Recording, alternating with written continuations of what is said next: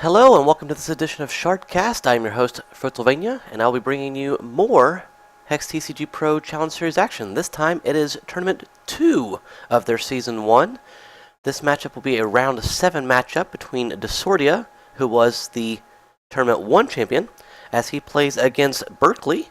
Disordia will be playing a mono Ruby deck that is centered around aggro and beating his opponent down as quickly as possible, whereas Berkeley will be playing a Wild Sapphire deck, hoping to slow Disordia down. So, without any further delay, let's go ahead and get you out to the action.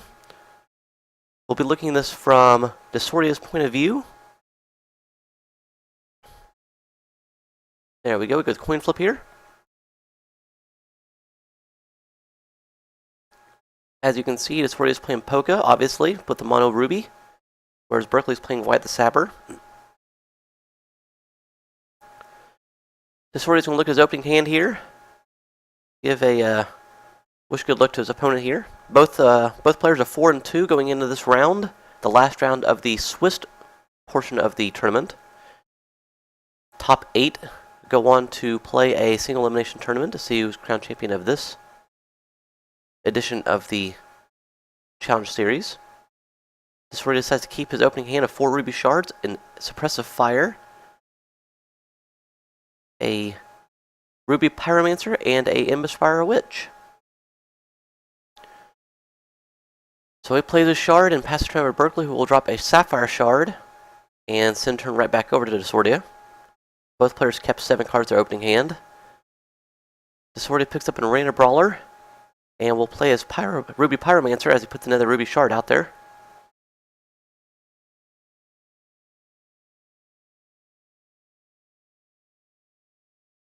Disordia's deck is centered around quickly dispatching of his opponent. If he gets in too late into the game, it looks like he has trouble because it is a very much your classic aggro deck, which says if you don't win by about turn 5 or 6, it's struggling to get to the finish line.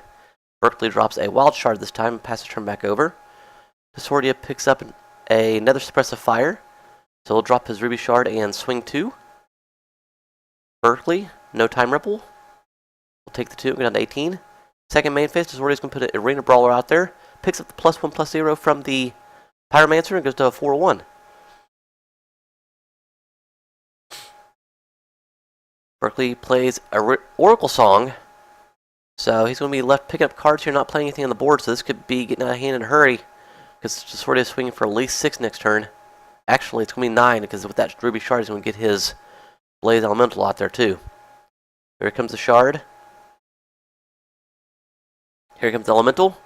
Actually, it's a 4-1 Elemental because the Pyromancer. So Disordia is swinging 10 on turn 4. Berkeley, no resources, no blockers, goes down to 8. Second main phase, Disordia puts out Emberspire Witch. Becomes a 3-2. You see the Blaze Elemental go to the graveyard. That Emberspire Witch is huge because it has a Swift Strike. It's a 3-2 because of the Pyromancer, but also opponents can't gain health, so actually any champion can't gain health. So quick dispatch there, as there was a concession there by Berkeley as they go on to game 2. This is a best of 3 match here on round 7. Coin flip for game 2. So you can see Disordia wins the coin flip again. We saw there in game 1 how well, if a aggro deck is working, how quickly it can dispatch its opponent, especially if it's on the draw. Especially if it's on the play on turn 1. So Disordia starts off with 4 Ruby Shards, a Gem Crazed Berserker with the Speed Gem in it, Emberspire Witch, and Ruby Pyromancer. Berkeley starts with 7 cards as well. Both will drop a Shard again. Ruby for Disordia and Sapphire for Berkeley. Disordia draws a Burn spell. Turn 2 drops a Ruby Pyromancer again. Just looking carbon copy game 1. Let's hope Berkeley can change the results around.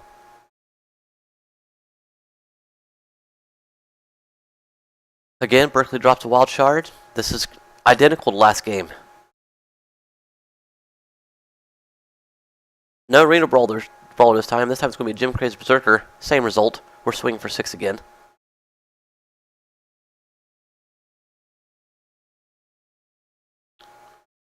So Berkeley down to 14 already. Disordia is still at 20. Started turn 3 for Berkeley. Draws a card. Puts out a Wild Shard and Crash of Beasts. There's 3/3 Rhinoceros with Crush comes out on the board.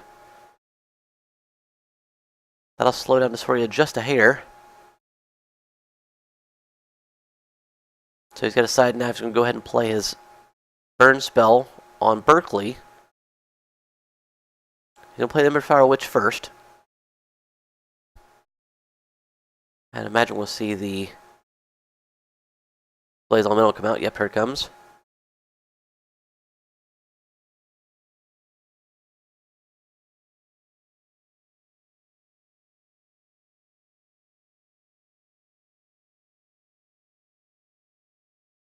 So Disordia is probably trying to figure out here who he can swing with this to make sure Berkeley does not block, or if he does block, which ones he can kill. So I'd imagine he'll swing with the three on the right there, the Berserker, the Witch, and the Elemental, because all three of those would take out the Rhinoceros.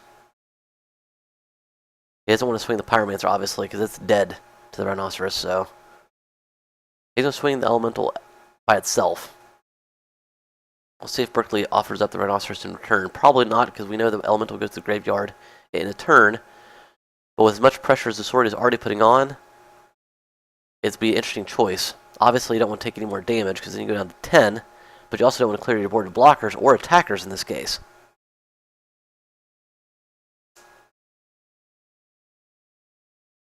But Berkeley's going to think it over for a second.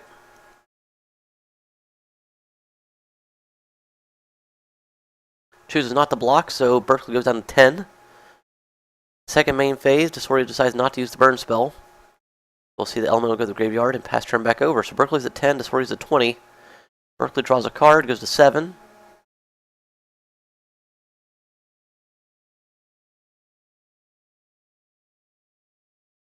Plays a Technical Genius, which is a 1/2 troop. All artifacts you play cost 1 less while he's in play. That basically gives him another blocker at this point in time. So Ruby Shard, but we know that thing's dead. The Disordia will more than likely play the burn spell, kill the Genius, and then swing the other 3, forcing Berkeley to decide which one to block. Gut would tell me to block the Berserker to mitigate as much damage as possible. That will leave 5 out, but also leave Disordia the Pyromancer out there to keep buffing his players, or his troops, I'm sorry.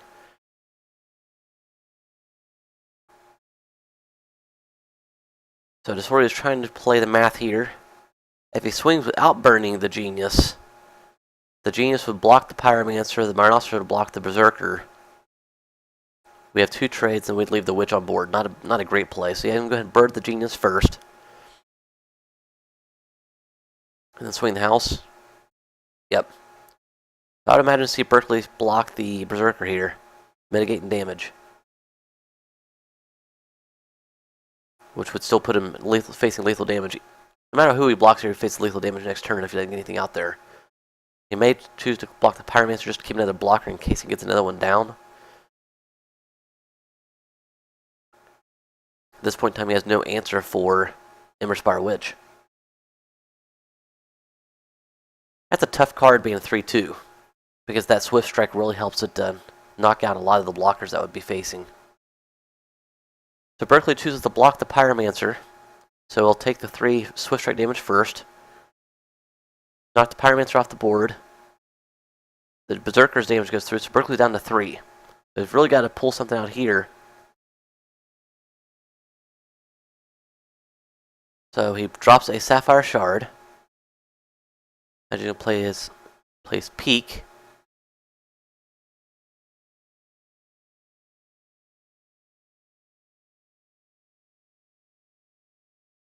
Howling Brave gives him another blocker. So this will at least save him another turn, because he'll be able to block the Berserker with the Howling Brave. Unfortunately for Disordia, he can't dispatch Berkeley this turn because he drew another shard. So he's going to swing the house again. The Berserker and the Witch. Howling Brave will probably block the Berserker.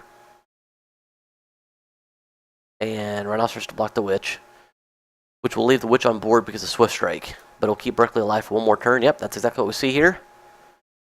So the Witch will do Swift Strike damage to the Rhinoceros, knocking it off board. Howling Brave and the Berserker trade.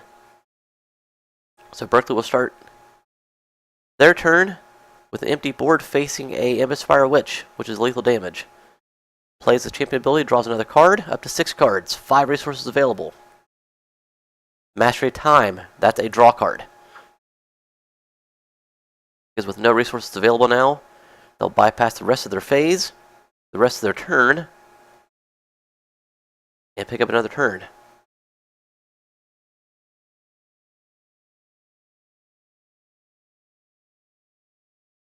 Let's see if Berkeley had an answer. There's a Sapphire Shard.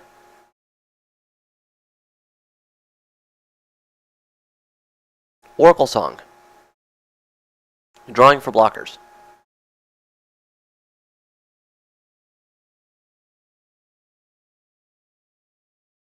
Chlorophilia. Not going to happen. That's going to be game. Because Berkeley's now out of resources. Can't play anything. Facing lethal damage from the Witch. So that will do it. So Disordia will take the game, take the match, and go to 5-2. We'll see how that places him here in the tournament, as that is 7 rounds. We'll see if that would be enough to get him to top 8 or not. So Disordia wins the match 2-0 over top of Berkeley. So Berkeley will go to 4-3, Disordia to 5-2. That will be it for the Swiss portion of the tournament for the both of them. We'll see how they rank out and see if they play in the top 8.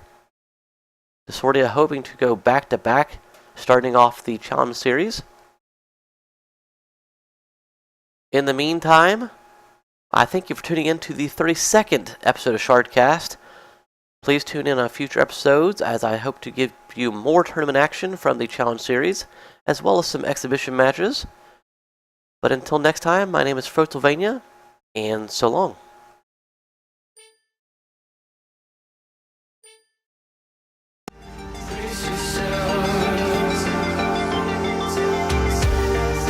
Brace yourself.